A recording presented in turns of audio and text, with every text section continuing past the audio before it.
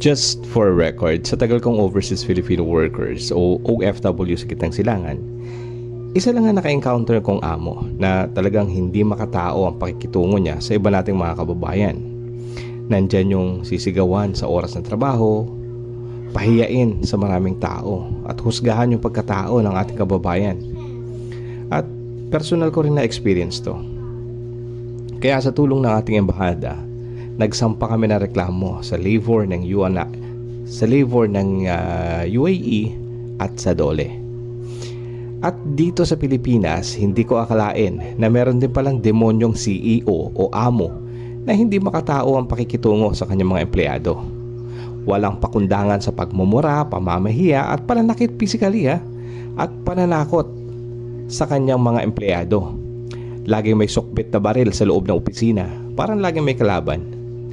Pero nagkukuble sa kanyang katanyagan sa social media at ginagamit ang kapulisan upang walang magreklamo laban sa kanya. Ito ang kanyang mga kataga. Umayos ka, baka hindi mo ako kilala, kaya kitang ipatumba.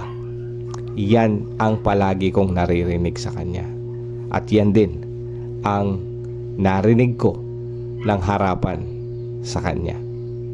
At kung may fake news, may mga fake video din itong inilalabas, tulad na lang ng pamimigay ng 13-month pay or bonuses, na animoy totoong bonus ang laman ng mga sobre, no? Dahil naka-video pa yan Ang totoo, sweldo ito ng mga empleyado.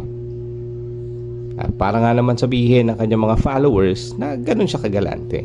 At hindi lang mga empleyado niya ang may reklamo. Ganun din ang iba pang mga kliyente na matapos bentahan hindi na inaasikaso.